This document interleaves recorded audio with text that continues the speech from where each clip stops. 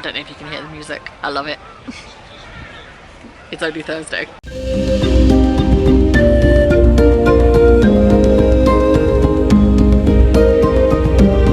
Hey party members, and welcome back to our adventuring party.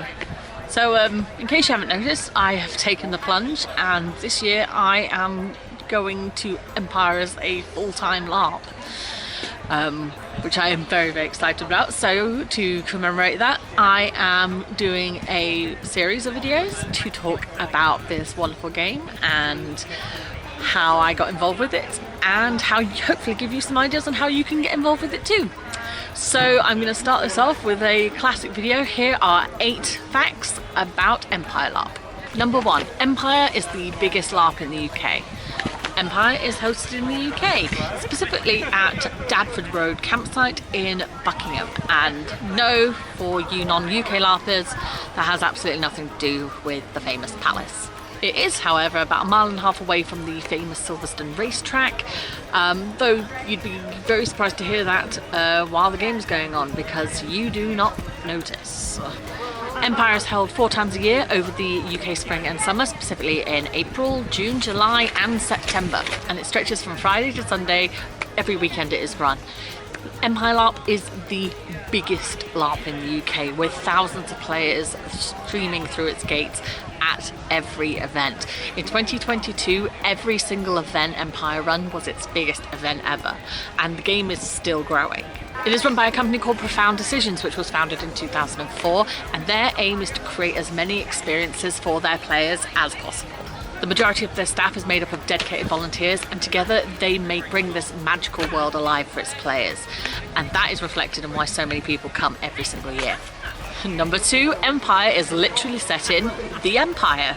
The Empire is fictionally almost 400 years old, and it is a union of human states under a single imperial throne. Bound together by political, economic and religious ideologies, the Empire is bound together facing the barbarian nations that surround them. It describes itself as an enlightened republic, and the ruling emperor or empress is selected by its senate. There is no legal discrimination in the game at all in regards to age, gender, sexuality, or even with in-game lineages.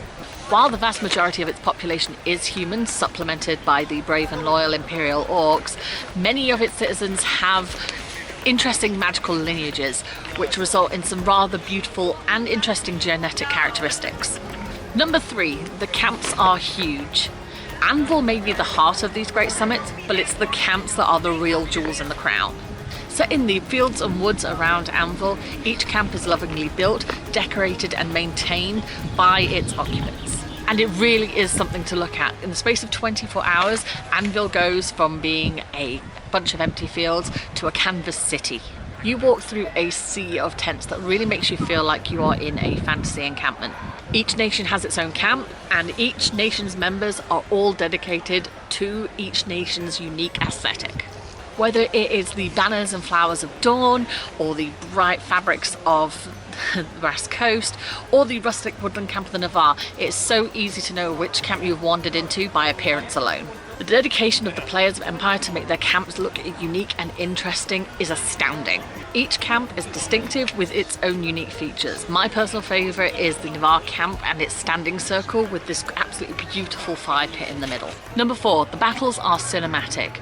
Really, if you've never stood in the woods surrounded by warriors, listening to war drums and smoke billowing out from around the battlefield, then what are you really doing with your life? In all seriousness, if you want to feel like you are on the battlefield of Lord of the Rings, this may be the LARP for you.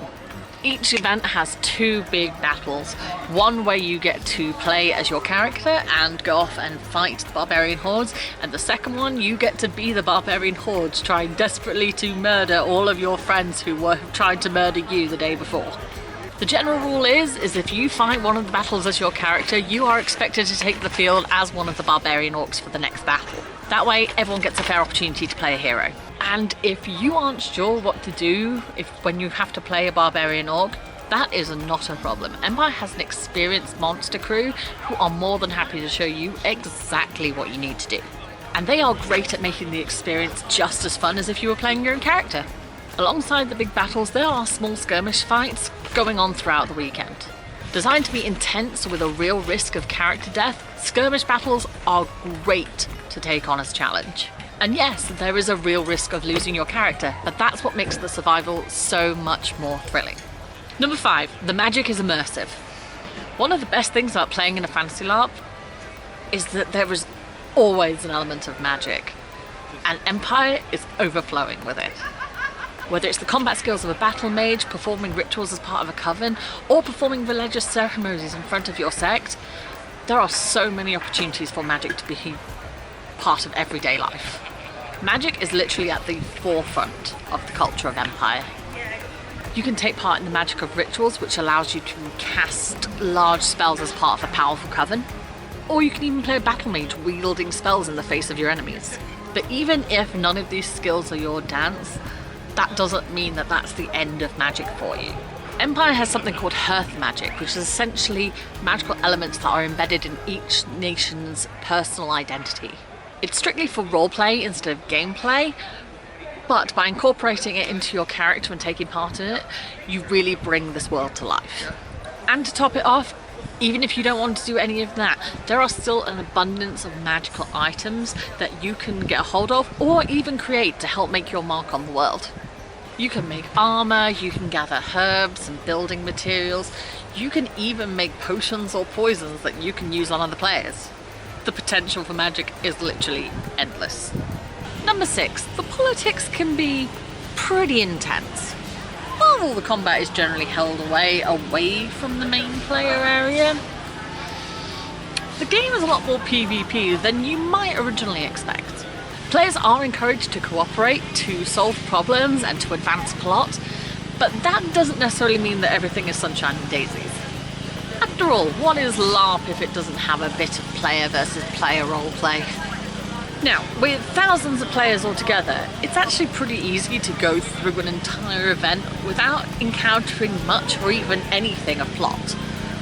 But if you do want to get involved, then you're going to find yourself going up against other players. But don't worry, that's where everything gets really interesting. Empire is essentially a PvP game, as every action you take puts you directly in conflict with other players. It can be for roles, it can be for resources, it can even be decisions that changes the entire direction of the game going forward. But no matter what it is, you will often find that you are pushing against the wills and decisions of other players who want to make just as much of an impact on the world as you do. And even if you don't want to get involved with the direct sort of, political game, there's still a great trading game where people go around trading resources and trying to make things happen, building great monuments that help the game's plot advance. Thank you, Empire and the Sun, for showing how pale I actually am. There is so much to do, and if you do it right, you will leave your mark on this world. Number 7, the players are the best part of Empire. If it really comes down to you not really enjoying the politics or the battles of Empire, that's okay, because at the end of the day, my personal favourite thing about Empire is its players. They are the ones who take this creative and interesting game and turn it into an immersive, interesting and thriving world.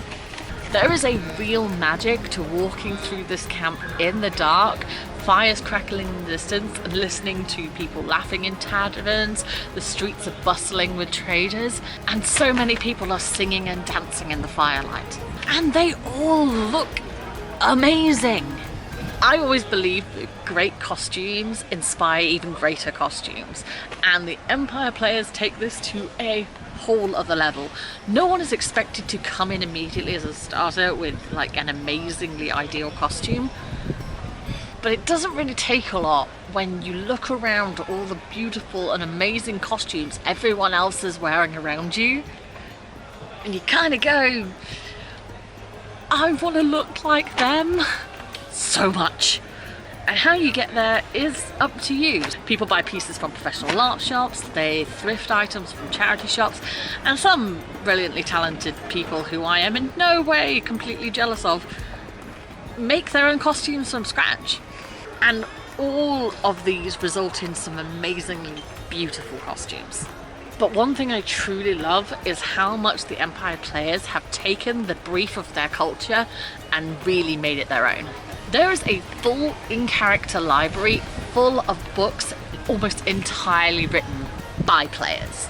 You can't walk 5 feet without players trading trinkets or items or food. They've turned the whole thing into a bustling marketplace. Players write songs, either adaptations of popular music or they write them from scratch, just about things that go on in Empire.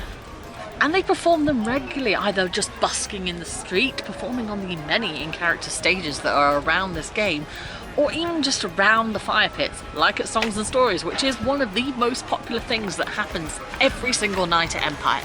And there is so much in-character food.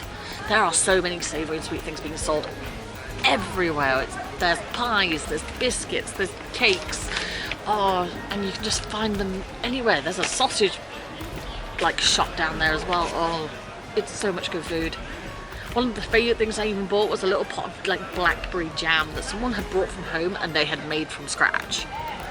I took it home, made some jam tarts with it. The pastry was terrible, that was my fault. The jam was amazing.